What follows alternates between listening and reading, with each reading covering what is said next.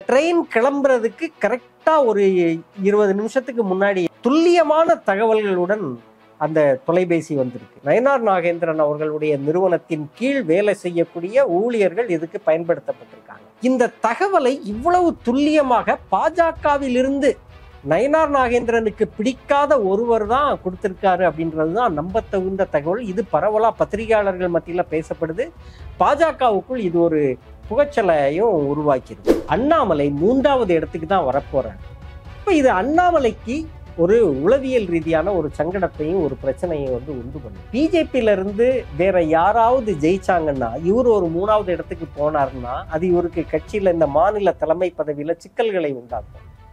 அதுக்காக இவரு சில உள்ளடி வேலைகளை பார்க்கறாரு அப்படின்றது தான் அவங்க சொல்றது. அதுலதான் நயினார் நாகேந்திரன் மாட்டியிருக்காரு அப்படின்னு. அண்ணாமலை இப்படி செய்யக்கூடியவரா அப்படின்னா கட்சிக்காரனே அவன் கேடி அவன் இந்த வேலை பண்ற அவன் கேடி ராகவன் வீட்டிலேயே கேமரா வச்சவன். அவருக்கு போட்டியாக வந்து விடுவார்கள் என்று யாரையெல்லாம் அண்ணாமலை நினைத்தாரோ அவங்களை எல்லாமே வீடியோ எடுத்து காலி பண்ணிருக்காப்ல. வெவ்வேறு ஆட்களை செட் பண்ணி தான் தோற்றுடுவோம் அப்படின்றது அவருக்கே தெரியுது.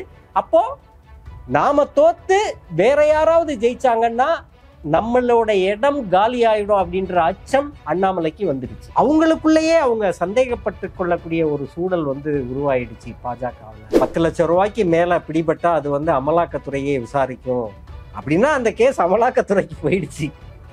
அப்புறம் அமலாக்கத்துறை எப்படி பாஜகவில் இருக்க ஒருத்தர் மேலேயே அமலாக்கத்துறை என்ன நடவடிக்கை எடுக்கும், என்ன விசாரணையை நடத்தும். திமுகவை சார்ந்தவராகவோ இல்லை வேற காங்கிரஸ் கட்சியை சார்ந்தவராகவோ இருந்தாலும் அமலாக்கத்துறை மட்டும் இல்லை, உடனே நார்கோ துறை வரைக்கும் வந்துருவானுங்க கிளம்பி. மெகா கூட்டணி அமைத்தால் வலிமையான போட்டியை கொடுக்கக்கூடிய அதிமுகவோட கூட்டணி ஃபார்மேஷனே பிஜேபி உடைச்சுது. பாஜக ஒரு டபுள் டிஜிட் வாக்கு பெறட்டும், ஒரு 2வது இடத்துக்கு பல தொகுதிகளில் வரட்டும் அப்படின்னு அதிமுக விட்டு கொடுக்கக்கூடிய ஒரு போக்கு இந்த தேர்தலில். இவங்க வரக்கூடிய ரோட் ஷோ வரைக்கும் அதிமுகவினரே போறாங்க அப்படின்னு சொல்லப்படுது. அப்பா அப்பா ஏய் என்னப்பா? அப்பா கருப்பு பணத்தெல்லாம் மீட்டு நம்ம அக்கவுண்ட்ல போட்டாங்களாப்பா. ஏய் அப்படியாப்பா? அப்பா எனக்கு என் ஃப்ரெண்ட்ஸ் எல்லாருக்கும் வேலை கிடைச்சிச்சுப்பா. ஏய் என்னப்பா சொல்ற? நிஜமாவா? அப்பா டேய் எந்தடா? நீ பாக்குறது கேக்குறது நினைக்கிறது எல்லாமே கனவுதான்டா. கனவா? கனவுதான்டா. இப்படி கட்டுக்கதைகளை இனியும் நீங்கள் நம்ப போகிறீர்களா? இந்தியாவை காக்க ஸ்டாலின் அழைக்கிறேன். வணக்கம், இது அரண்சை. நான் ஹசீஃப். இன்று நம்மோடு மூத்த பத்திரிகையாளர் அருள் எழிலன் இணைந்திருக்கின்றார். அவரை வரவேற்போம். வணக்கம். வணக்கம். பாஜகவினுடைய திருநெல்வேலி வேட்பாளர் நயினார் நாகேந்திரன் அவருக்கு சொந்தமானதாக கருதப்படக்கூடிய கிட்டத்தட்ட 4 கோடி ரூபாய் பணம் பறிமுதல் செய்யப்பட்டிருக்கு. கடந்த காலங்களில் பார்த்தீங்கன்னா தமிழ்நாட்டில் ஆர்கே நகர் இடைத்தேர்தல் ஒத்திவைக்கப்பட்டது.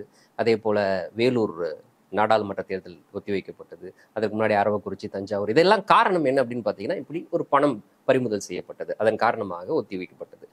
அதே போன்ற ஒரு நிலை திருநெல்வேலிக்கு வருமா? ஏன்னா இன்னைக்கு நயினார் நாகேந்திரன் அந்த பணத்துக்கு எனக்கு சம்மந்தம் இல்லைன்னு சொல்லிட்டாரு. இதுக்கு முன்னாடியும் கூட பணம் கைப்பற்றப்பட்ட போது அதுக்கு எங்களுக்கும் சம்மந்தம் இல்லைன்னு போட்டியிடக்கூடிய வேட்பாளர்கள்லாம் சொன்னாங்க. இந்த சூழல் நீங்க எப்படி பார்க்குறீங்க? திருநெல்வேலி நாடாளுமன்ற தொகுதி தேர்தல் ஒத்திவைக்கப்படாது.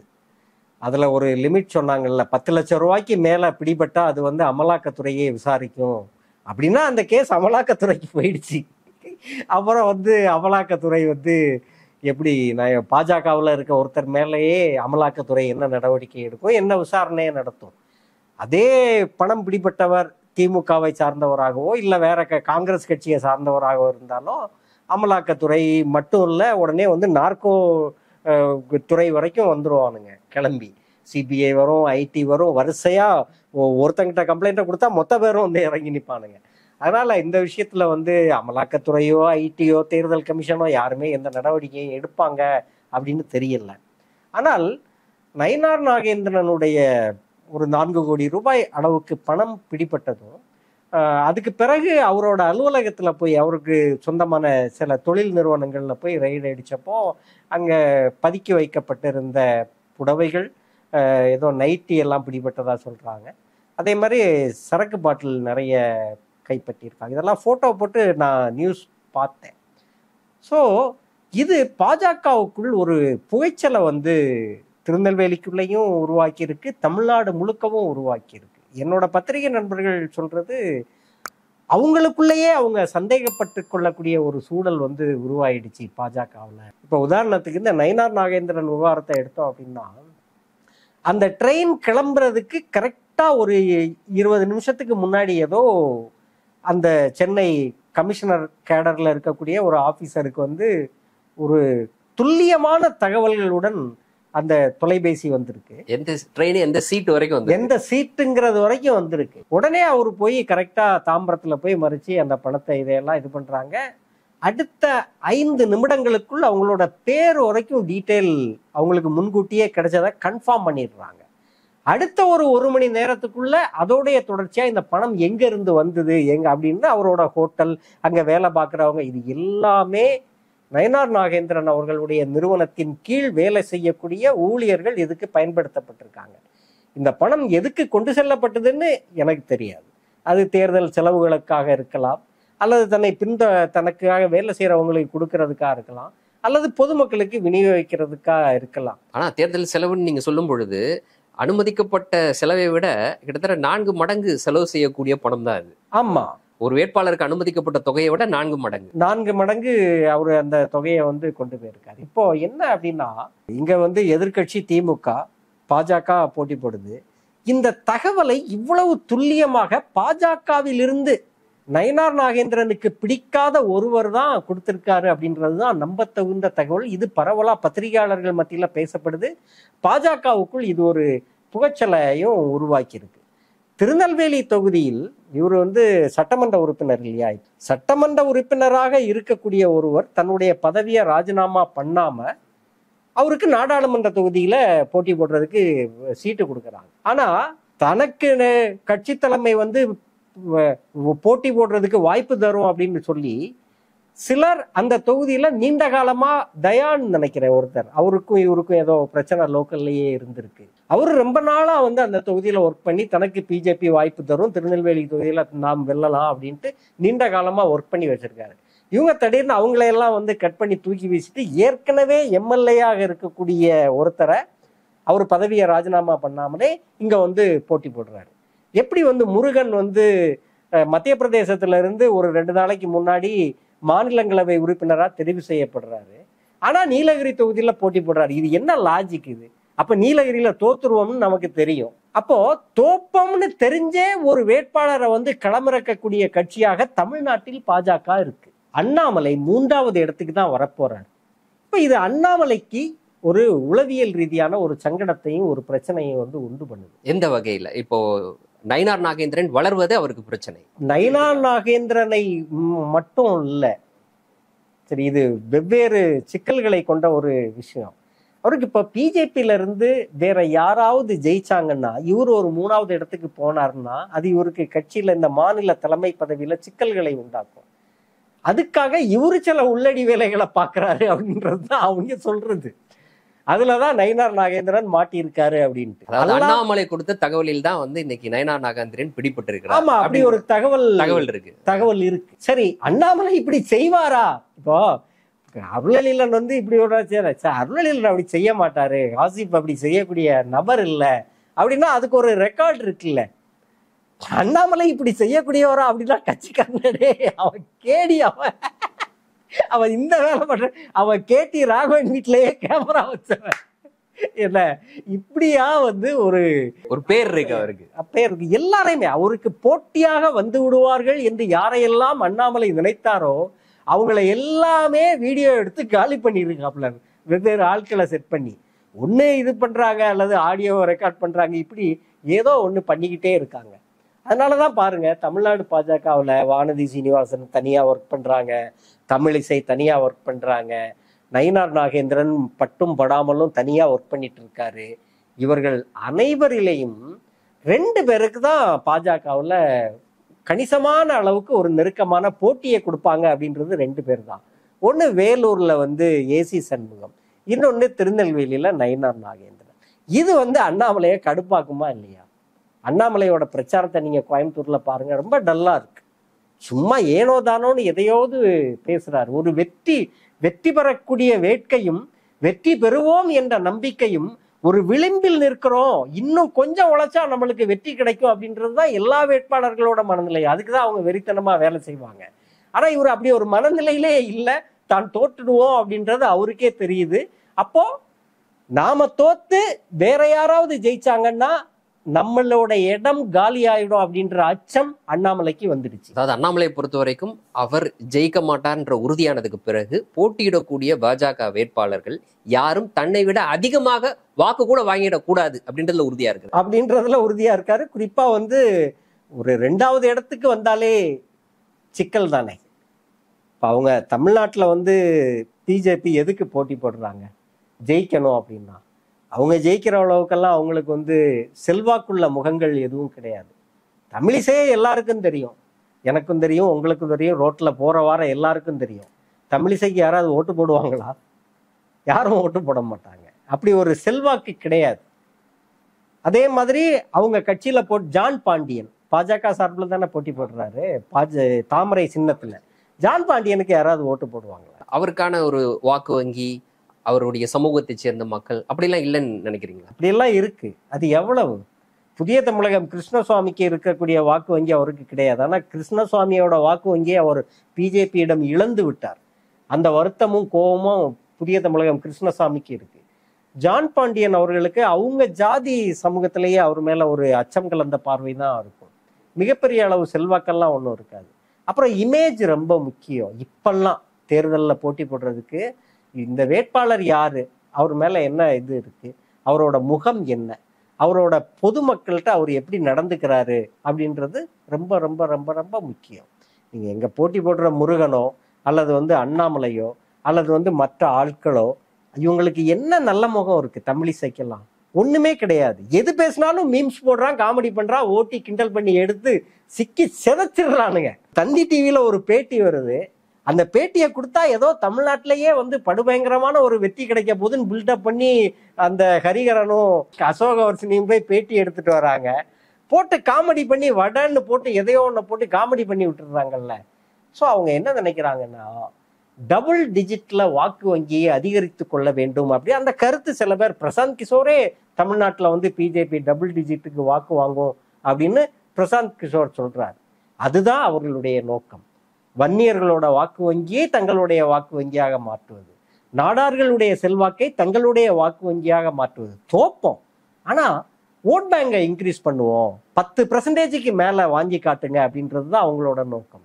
இதுல தான் நயினார் நாகேந்திரன் வந்து இதுல இருக்கிறதுலயே அவரோட பின்னணி வேற. அவர் அதிமுகவில இருந்து வந்தவர், ஒரு அடித்தட்டு மக்களோட நெருங்கி பழகக்கூடிய, தொகுதிக்கு நிறைய வேலைகள் செய்யக்கூடிய ஒரு நபராக இருக்கிறதால அவருக்கு இயல்பாவே அங்க கொஞ்சம் செல்வாக்கு இருக்குது இல்லையா?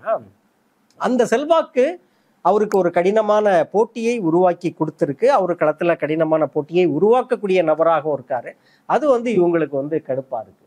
அதே நாள் 6ஆம் தேதின்னு நினைக்கிறேன் பிடிபட்டது, 6ஆம் தேதி தான் நினைக்கிறேன், முன்னாள் சபாநாயகர் ஆவுடையப்பன் அவங்க வீட்டில் வந்து திருநெல்வேலியில ரெய்டு அடிக்கிறாங்க. ரெய்டு ஏன் அடிச்சாங்க தெரியுமா? அவரு எலெக்ஷனுக்கு தேர்தல் வேலை பார்ப்பாங்கல்ல, அந்த பணிகளை எல்லாம் முடுக்கி விடுறதுக்காக ஒரு மீட்டிங் நடத்துவாங்கல்ல. அப்படி ஒரு மீட்டிங்க்கு வந்து முன்னாள் சபாநாயகர் ஆவுடையப்பன் அவர்கள் தன் வீட்டுக்கு அந்த கேடஸ் எல்லாரையுமே கூப்பிட்டு ஒரு மீட்டிங் நடத்திட்டு இருக்கும்போது அமலாக்கத்துறை போய் ரெய்டு. இது எப்படி இருக்கு பாருங்க. ஒரு தேர்தல் வேலையை செய்ய விடாம தடுக்கக்கூடிய ஒரு சூழல் வந்து தமிழ்நாட்டில் வந்து உருவாகி இருக்கு. அதை ரொம்ப திட்டமிட்டு ரொம்ப அழகா பண்றாங்க.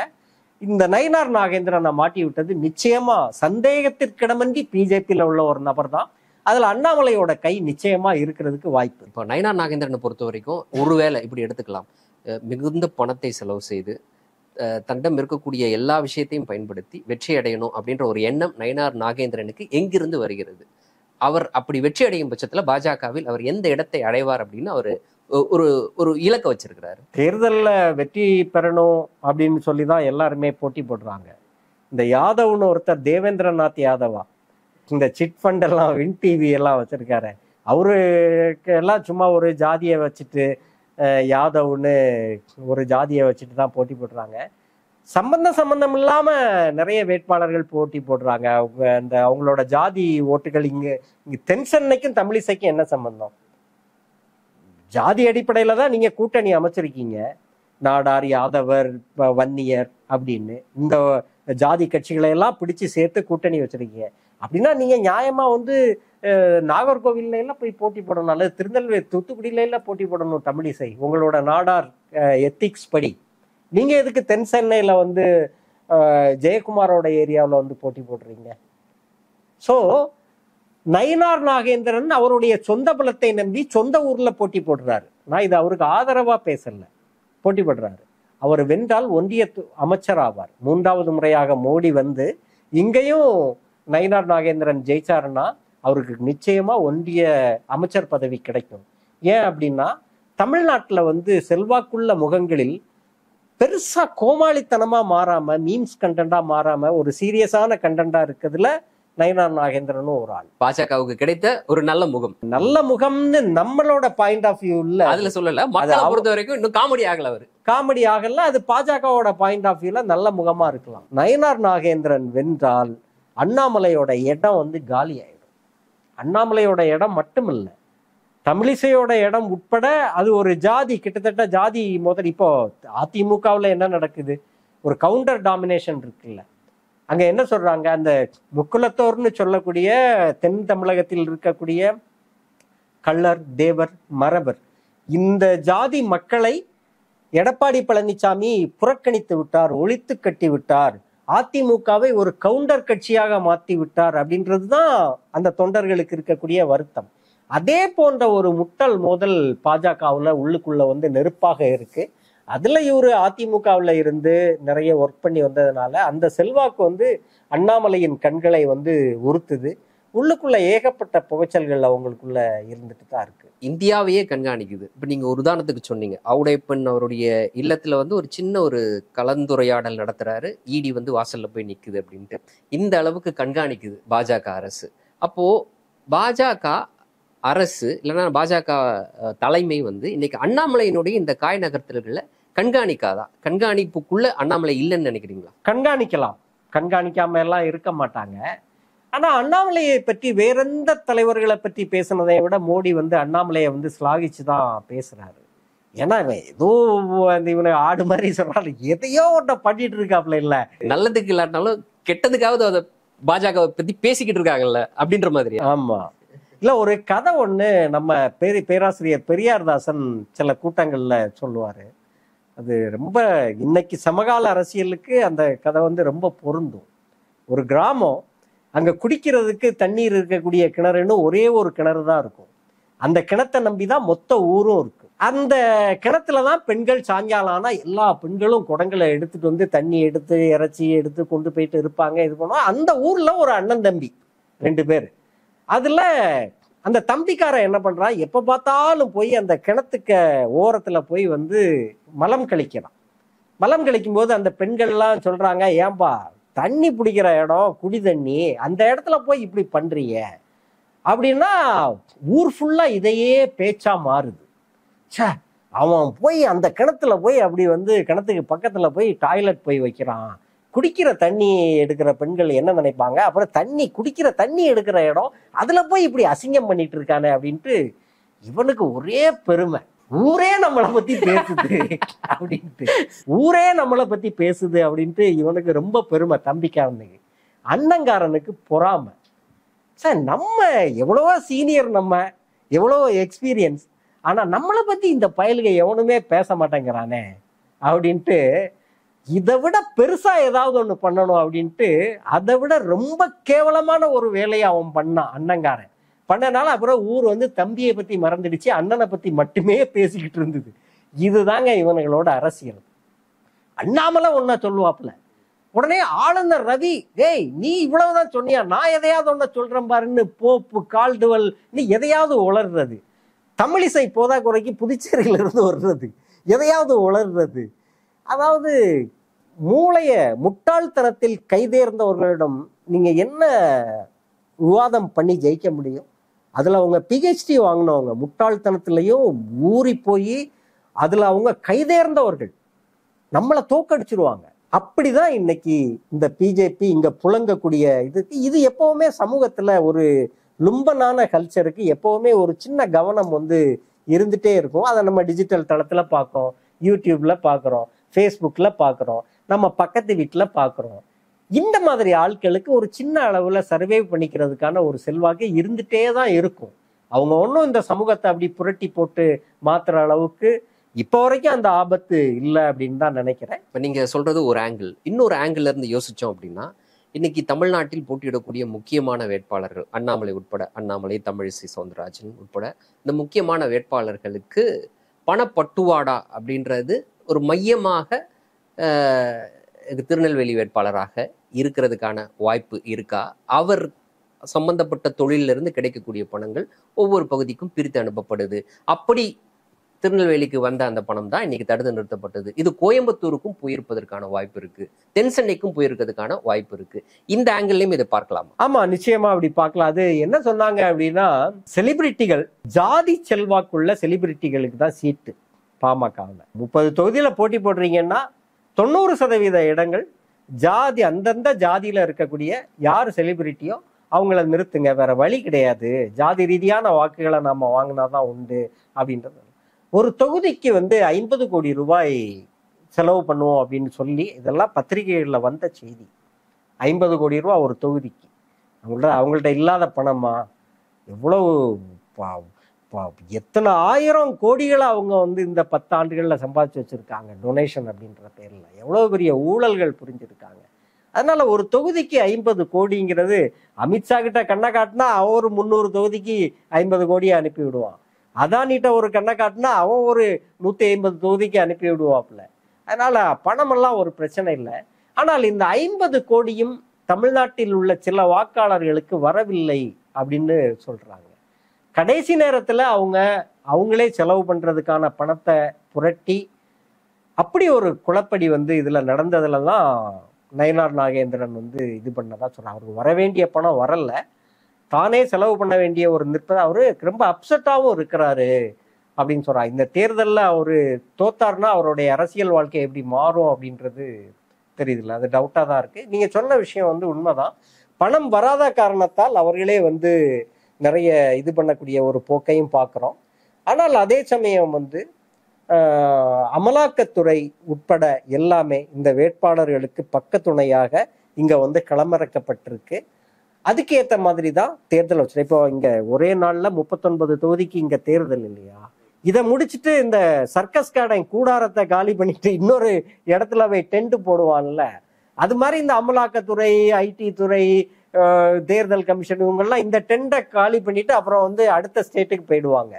கர்நாடகா, உத்தரப்பிரதேசம், அங்க போய் எதிர்கட்சிகளை டார்கெட். இப்படி இவர்களுக்கு ஏற்ற மாதிரி ஒரு தேர்தல் நடைமுறை, இவர்களுக்கு ஏற்ற மாதிரி ஒரு தேர்தல் டிசைன் பண்ணப்பட்டிருக்கு. இந்த டிசைனுக்கு ஏற்ற மாதிரி இந்த அரசு இயந்திரங்கள் எல்லாம் செயல்படுது. இன்னைக்கு அவர்களோட முழு போக்கஸும் தமிழ்நாட்டை நோக்கி இருக்குது. நிறைய எதிர்கட்சி வேட்பாளர்களை மிரட்டுறது, அச்சுறுத்துறது எல்லாமே நடந்துட்டு தான் இருக்கு. இப்போ தமிழ்நாட்டில் குறிப்பிடத்தகுந்த இடங்கள்ல 2ஆம் இடம் பிடிக்கணும். நீங்க சொன்னது போல அவர்களுடைய வாக்கு வங்கியை இரட்டை இலக்கத்திற்கு மாற்றணும் அப்படின்றதுதான் இன்னைக்கு பாஜகவினுடைய நோக்கமாக இருக்கு. இந்த நோக்கத்தை நிறைவேற்றக்கூடிய ஒரு பகுதியாக அவர்கள் அதிமுகவோடு மறைமுகமாக இன்னைக்கு ஒப்பந்தம் ஏற்படுத்தி கொண்டு ஒரு சில தொகுதிகளில் 2ஆம் இடத்தை, குறைந்தபட்ச வாக்குகளை, கன்சிடரபிள் வாக்குகளை பெறுவதற்கு வேலைகள் செய்து கொண்டிருக்கிறார்களா? ஆமா, அப்படிதான் செய்யறாங்க. இப்ப உதாரணத்துக்கு அதிமுக பல தொகுதிகளில் டம்மி வேட்பாளர்களை தான் நிறுத்தியிருக்காங்க. அவங்களுக்கு ஒரு மெகா கூட்டணி அமைக்கணும் அப்படின்றது தானே அதிமுகவோட கனவு. ஏன் அதிமுக மாதிரியான ஒரு பெரிய கட்சியால மெகா கூட்டணி அமைக்க முடியாம போச்சு? அதுக்கு என்ன காரணம்? பாஜகவோட செல்வாக்கா? பாஜக அப்படியே இங்க போட்டி போட்டு 20 தொகுதியில ஜெயிச்சிடும், அவங்களுக்கு ஒரு 15% வாக்கு வங்கி இருக்கு அப்படின்றதுனாலயா ராமதாஸ் போனாரு? அதுக்கு பின்னால வேற எந்த நலன்களும் இல்லையா? வேற எந்த ஆதாயங்களும் இல்லையா? ஆக கூட்டணி அமைத்து மெகா கூட்டணி அமைத்தால் வலிமையான போட்டியை கொடுக்கக்கூடிய அதிமுகவோட கூட்டணி ஃபார்மேஷனே பிஜேபி உடைச்சுது. அமலாக்கத்துறை உட்பட எல்லாத்தையும் மிரட்டி தான் இவ்வளவுதான் அப்படின்னு. இப்போ திமுகவை எடுத்தீங்கன்னா திமுக கூட்டணி ஏற்கனவே முடிவாகி விட்டது. அவர்கள் தேமுதிகவுக்கோ அல்லது பாட்டாளி மக்கள் கட்சிக்கோ அல்லது இங்க இருக்கக்கூடிய யாதவ் மற்ற சம்திங் நிறைய ஜாதி தலைவர்கள் இருக்காங்கல்ல, இவங்களுக்கெல்லாம் தங்களோட கதவை அவங்க முன்கதவையும் ஓபன் பண்ணல, பின்கதவையும் ஓபன் பண்ணல. இந்த கூட்டணியை அவங்க தக்க வைத்து கொண்டு அந்த கூட்டணியை ரொம்ப தெளிவா வந்து தொகுதி பங்கீடு உட்பட அதுலதான் அவங்க போக்கஸ் பண்ணாங்க. ஆனால் அதிமுக புதிதாக ஒரு கூட்டணியை கட்டமைக்க வேண்டிய தேவை ஏன் வந்தது? ஏற்கனவே இருந்தது தானே இந்த கூட்டணி. பாஜக இருந்தது உங்க கூட்டணியில, பாட்டாளி மக்கள் கட்சி இருந்தது உங்க கூட்டணியில. இதுல பாஜகவுடன் இருந்து அண்ணாமலையோட உங்களுக்கு ஏற்பட்ட பிரச்சனையால அதிமுக தனியா வந்தது. பாமக வந்து நாங்கள் எந்த கூட்டணியிலும் இல்லைன்னு அறிவிச்சாங்க. ஞாபகம் இருக்கா? மயிலாடுதுறையில ஒரு பிரஸ் மீட்ல அன்புமணி ராமதாஸ் சொன்னார். ஆனா இன்னைக்கு அன்புமணி ராமதாஸ் சொல்றாரு நாங்க ஏற்கனவே இருக்கிறோம் இந்த கூட்டணியில அப்படின்ட்டு. சோ எவ்வளவு பொய் பாருங்க. நீங்க யாருடனும் கூட்டணி இல்லைன்னு சொன்னீங்க, இன்னைக்கு வந்து நாங்க இந்த கூட்டணியில இருக்கிறோம். ஆக இந்த கூட்டணிகளை வந்து ஒரு வடிவத்துக்குள் கொண்டு வருவதிலேயே ஒன்றிய அரசின் இயந்திரங்கள் மிக கடுமையாக வேலை செய்திருக்கிறது. அதுக்கு பிறகு இவங்களுக்கு கூட தேமுதிக மட்டும், தேமுதிக பெட்டி, அதை தவிர அந்த கட்சியில ஒரு இலவும் கிடையாது. என்னமோ விஜயகாந்த் இறந்ததுனால அப்படி அனுதாபால வீசி இது பண்ணிடலாம் முடியாது. விருதுநகர்ல வந்து விஜயகாந்துடைய மகன் 2வது இடத்துக்கு வருவாரு அப்படின்னு சொல்றாங்க. நம்ம சித்தி ராதிகா வந்து 3வது இடத்துக்கு போயிடுவாங்கன்னு சொல்றாங்க. நம்ம பத்திரிகை நண்பர்கள்ட்ட பேசுறத வச்சுதான் நான் இந்த தகவல்களை சொல்றேன். சித்திக்கு வந்து 3வது இடம். இது ஒரு நிலைமை. இந்த கூட்டணி உருவாவதில் இருந்து அமலாக்கத்துறை உட்பட வெவ்வேறு ஒன்றிய அரசின் நிறுவனங்கள் இதுல வேலை செய்திருக்காங்க. அமைச்ச பிறகு வேட்பாளர்களை போடுறாங்க. தென் சென்னையில புதுச்சேரியில கவர்னராக இருந்த தமிழிசையை கொண்டு வந்து தென் சென்னையில போடுறாங்க. தென் சென்னையில பாஜக கொஞ்சம் வலிமையாக இருப்பதாக அவர்கள் நம்புறாங்க. அதே மாதிரி நாடார்களோட ஓட்டு கணிசமா இருக்குன்னு சொல்றாங்க. எனக்கு தெரியல. அந்த ஓட்டுகளை நம்பிதான் அவங்க கிளம்புறாங்கிறாங்க. அந்த ஊர்லயே பிறந்த ஜெயக்குமாருடைய மகனுக்கு அதிமுக வாய்ப்பு கொடுக்குது. ஜெயக்குமாருக்காக வேலை செய்வதில் அதிமுகவினரே சுணக்கம் காட்டுகிறார்கள் அந்த தொகுதியில. ஆமா, தென் சென்னையில. ஏன்னா தமிழிசை போட்டி போடுறாங்க அப்படின்ட்டு அவங்களுக்கு ஒரு நெருக்கடி இருந்துட்டே இருக்கு. கூட்டணி எல்லாம் நடந்து முடிஞ்சு தேர்தல் களத்துல இன்னொரு வகையில நெருக்கடி கொடுக்குறாங்க. வேலை செய்யாதீங்கன்னு ஒரு நெருக்கடி கொடுக்குறாங்க. திமுகவுக்கும் இந்த நெருக்கடி இருக்கு. ஆனா அவங்க அதையும் மீறி ஒர்க் பண்றாங்க. இவங்களுக்கு வந்து ஏன்னா அவங்க அந்த எதிர்ப்பையும் அதனுடைய செந்தில் பாலாஜி அவர்களை கைது பண்ணி சிறையில வச்சிருக்காங்க. இதுக்கு முன்னாடியே அவங்க ஏகப்பட்ட கைதுகளையும் ஆட்சி கலைப்புகளையும் ஏகப்பட்ட ஒடுக்குமுறைகளையும் திமுக பார்த்ததால வர்றது வரட்டும் ஃபேஸ் பண்ணுவோம்னு துணிஞ்சு அடிக்கிறாங்க. ஆனா அதிமுக அப்படி இல்லை. அவங்க கொஞ்சம் பாலிஸ்டா போக வேண்டி இருக்கு. இந்த நாடாளுமன்ற தேர்தல் நமக்கு முக்கியமானது இல்ல, சட்டமன்ற தேர்தல் மட்டும்தான் நமக்கு முக்கியமானது. அதனால நாம இதுல ரொம்ப சீரியஸா வந்து இது பண்ணிக்க வேண்டாம். ஏன்னா இதுல சீரியஸா இது பண்ணி நம்ம பிஜேபிக்கு ஒரு பாதகத்தை உண்டாக்கினால் மோடி வந்து மறுபடியும் ஆட்சிக்கு வந்தா நம்மளை விட மாட்டாங்க. ஆனா சட்டமன்ற தேர்தலில் போட்டி போடும்போது பாஜக பெருசா நம்மளை கண்டுக்காதுன்னு எடப்பாடி பழனிசாமி நம்புறாரு. இப்படி ஒரு லாஜிக் இருக்கு. கன்னியாகுமரியில ஒரு ஃபிஷர்மேன் வேட்பாளரை விட்டாங்க, நசரேத் பசிலியான். தளவாய் சுந்தரம் தீவிரமா வேலை பார்த்தார். தளவாய் சுந்தரம் அந்த லோக்கல்ல எவ்வளவு பெரிய லீடர், முன்னாள் அமைச்சர், செல்வாக்கு உள்ளவர். இப்ப ஒரு 4-5 நாளா நசரேத் பசிலியானை விட்டுட்டு எஸ்கேப் ஆயிட்டார். அப்பப்போ வந்து அப்படியே தலையை காட்டிட்டு போறாரு. தீவிரமா ஒர்க்கே பண்ணல. ஏன் தளவாய் சுந்தரம் மாதிரி ஒரு சீனியர் அமைச்சர் வந்து ஒர்க் பண்ணாம எஸ்கேப் ஆகிறாருன்னா என்ன காரணம்? என்ன அழுத்தம் உங்களுக்கு இருக்கு அரசியல் களத்துல? அங்க பொன் ராதாகிருஷ்ணனுக்கு ஆதரவாக இந்த வேலை நடக்குது. பொன்னாருக்கு ஆதரவாக இந்த வேலையை பண்றாங்க. இது மாதிரி கன்னியாகுமரி, தென் சென்னை மட்டுமல்ல, பல பல தொகுதிகளில் அதிமுக வேலை செய்வது போன்ற ஒரு பாவனை, தேர்தல் பிரச்சாரத்தில் ஈடுபது போன்ற ஒரு பாவனை, அந்த பாவனையை மட்டும் பண்ணிக்கிறாங்களே தவிர ரொம்ப பெருசா பாஜக ஒரு டபுள் டிஜிட் வாக்கு பெறட்டும், ஒரு 2வது இடத்துக்கு பல தொகுதிகளில் வரட்டும் அப்படின்னு அதிமுக விட்டு கொடுக்கக்கூடிய ஒரு போக்கு இந்த தேர்தல்ல இருக்கு தமிழ்நாட்டை பொறுத்த. இப்போ இவங்க வேலை செய்யலை அப்படின்னு வச்சுப்போம். உதாரணத்துக்கு இப்போ அதிமுகவை பொறுத்த வரைக்கும் ஸ்ட்ராங்கா வேலை செய்யலை அப்படின்ட்டு. ஸ்ட்ராங்கா வேலை செய்யாததுனால அதிமுகவுக்கு நேச்சுரலா இருக்கக்கூடிய அந்த வாக்கு வங்கி என்கிட்ட வந்து அதிமுக வேட்பாளர் வாக்கு கேட்கல, இல்லைன்னா எடப்பாடி பழனிசாமி என்கிட்ட வாக்கு கேட்கல, அதனால நான் இன்னைக்கு அதிமுகவுக்கு போட போறதுக்குள்ள அதுக்கு பதிலாக நான் இன்னைக்கு பாஜகவுக்கு ஓட்டு போறேன் அப்படின்னு அந்த மனநிலை அவங்களோட ஒரு மனநிலை மாறும்னு நினைக்கிறேன். அப்படி ஒரு மனநிலை வருமானு தெரியல. அது சின்ன அளவுல இருக்கும். அதிமுகவோட வாக்கு வங்கி பாஜகவுக்கு வந்து முழுமையா கன்வெர்ட் ஆகும்னு நான் நினைக்கல. ஆனா ஓரளவுக்கு கன்வெர்ட் ஆகும். ஏன்னா அது நீண்ட காலமாக ஜாதியும் அவ்வப்போது மதமும் அதிமுகவோட தன்னை இணைச்சுதான் இந்த அரசியல்ல பயணிச்சிருக்கிறத நாம பார்க்க முடியும். ஒரு திமுக தொண்டருடைய வீட்டுக்கு பாஜக காரர்கள் போக முடியாது. ஒரு தஞ்சாவூர்ல பாத்தீங்கன்னா ஒரு திமுக தொண்டரோட வீட்டு வாசல்ல வந்து கருப்பு சிவப்பு கொடி பறந்ததுன்னா அந்த வீட்டுக்குள்ள வந்து போறதுக்கே பாஜக காரன் யோசிப்பான். ஏன்னா இவன் சித்தாந்த எதிரி அப்படின்னு. ஆனா அதே அதிமுக அடித்தட்டு தொண்டர் வீட்டுல அதிமுக கொடி பறக்கும் போது அந்த வீட்டுக்குள்ள ஒரு பாஜக காரன் போறதுக்கு யோசிக்கிறது இல்லை. போய் 2 பேரும் ஒரு டீயை குடிச்சிட்டு அப்படி இப்படி பார்த்துட்டு அப்புறம் அந்த கொடியை உருவிட்டு அதுல ஒரு பாஜக கொடியை சுருவிட்டு போயிடுவான். இதை ஒரு திமுக தொண்டர்கிட்ட செய்யறது ரொம்ப ரொம்ப ரொம்ப ரொம்ப ரொம்ப கடினம். அவ்வளவு சீக்கிரம் செய்திட முடியாது. ஆனால் இந்த வேலையை அதிமுகவிடம் மிக எளிதாக வந்து பார்க்க முடியும். அதனால ஓட் பேங்க் வந்து அப்படியே ஷிஃப்ட் ஆயிடும் அப்படின்னு சொல்ல முடியாது. ஆனால் ஓரளவுக்கு கீழ்மட்டத்தில் அந்த சேஞ்சஸ் நடந்திருக்கு அப்படின்னு தான் வந்து சொல்றாங்க. இவங்க வரக்கூடிய ரோட் ஷோ வரைக்கும் அதிமுகவினரே போறாங்க அப்படின்னு வந்து ஒரு சொல்லப்படுது. அது உண்மையாதான் தெரியுது எனக்கு. நாம் தமிழர் கட்சியினுடைய வேட்பாளர் காளியம்மாள் அவர்கள் இந்த மகளிருக்கு வழங்கக்கூடிய அந்த உரிமை தொகை குறித்து அவர்கள் தெரிவித்திருக்கக்கூடிய கருத்து நீங்க மிகப்பெரிய சர்ச்சையா இருக்கு. அவர் தெரிவித்த அந்த கருத்தை நீங்க எப்படி பார்க்குறீங்க? காளியம்மாள் விவகாரத்தை பொறுத்த வரைக்கும் அவங்க வந்து இந்த 1000 ரூபாய்க்கு பிறந்தவங்க அப்படின்னு அந்த பெண்களை வந்து சொல்றாங்கல்ல, அது வந்து வழக்கம் போல அந்த நாம் தமிழரோட வெறுப்பு யார் மேலேயாவது வெறுப்பை கொட்டிட்டே இருக்கணும். இவங்களோட வெறுப்பு வந்து தெலுங்கர்கள் மீது மட்டும்தானா, இல்ல முஸ்லிம்கள் மேல மட்டும்தானா, இல்ல வந்து கன்னடம் பேசக்கூடிய மக்கள், மலையாளம் பேசக்கூடிய மக்கள், இவங்க மேல மட்டும்தான் நாம் தமிழருக்கு வெறுப்பா? அவனுக்கு டொனேஷன் கொடுக்காத எல்லா மேலேயும் அவனுக்கு வெறுப்பு. நாம் தமிழர் ஒருத்தனை நேசிக்கிறான்னா அவன் கையில டாலர் இருக்கணும், யூரோ இருக்கணும், பிராங்க் இருக்கணும். $1 வந்து எவ்வளவு? ஈழத்தமிழர்கள் எவ்வளவு டொனேஷன் அனுப்புறாங்க?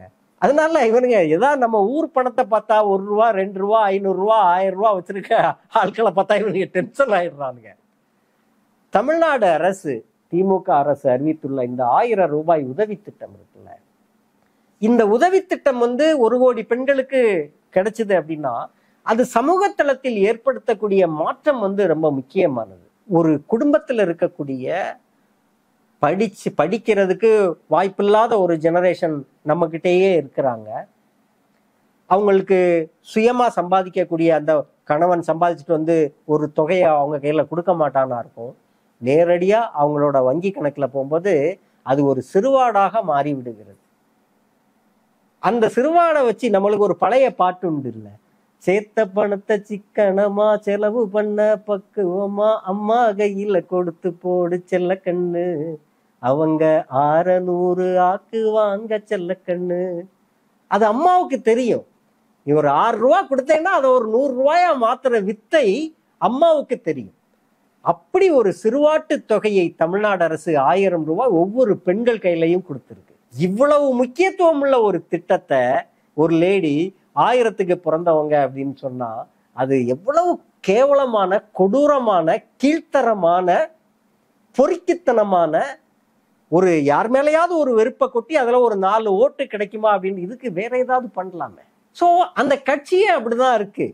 சீமானும் அப்படிதான் பேசுறான். ஒண்ணு ஆமக்கறி, பூனைக்கறி, முதலக்கறி, எதையாவது ஒரு கறி கதையை சொல்றாப்ப, அல்லது யாரையாவது திட்டிக்கிட்டே இருக்கா. முஸ்லிம்கள், கிறிஸ்தவர்கள்லாம் 2ஆம் தர குடிமக்கள் அப்படின்லாம் எழுதி வச்சிருக்கானுங்க போல. அவனுக்கு பெரிய அரசியல் சாசனம் மாதிரி அவனுக்கு ஒரு கோட்பாடை எதையோ எழுதி வச்சுட்டு தாய் மதம் திரும்பணும்ல வேற அத மாதிரி ஒரு மோசமான ஒரு தேர்தல்ல டெபாசிட் வாங்க மாட்டோம். கடந்த தேர்தலில் வாங்கின வாக்கு வங்கி கூட நாம் தமிழருக்கு இந்த தேர்தலில் கிடைக்காது.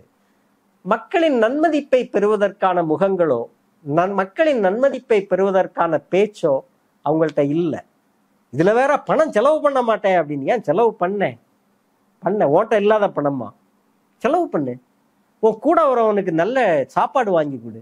எப்ப பார்த்தாலும் ஒரு வடையும் பஜ்ஜும் தின்னுக்கிட்டே இருக்கானுங்க நாம் தமிழர் கூட. பாவம் அந்த பசங்களை பார்க்கறதுக்கு. அப்புறம் நல்ல பிரியாணி வாங்கி கொடு. நீ எவ்வளவு பெரிய வீடு வச்சிருக்க, எவ்வளவு சொத்துக்கள் வச்சிருக்க, எவ்வளவு வசூலிக்கிறீங்க நாம் தமிழர் வேட்பாளர்கள். ஒரு தொகுதியில ஒருத்தன் போட்டி போடுறான்னா அந்த தேர்தலுக்கு முன்னால பல கோடி ரூபாய் பார்த்துடுறான், பல கோடி ரூபாய வசூலிச்சிடுறான் அந்த தொகுதியில போய். ஆனா கூட வந்து வேலை பார்க்குறவனுக்கு நல்ல சாப்பாடு போட மாட்டான். உன் கூட ஒரு 10 பேர் அலையிறான்ல, அவனுக்கு காசு கொடு.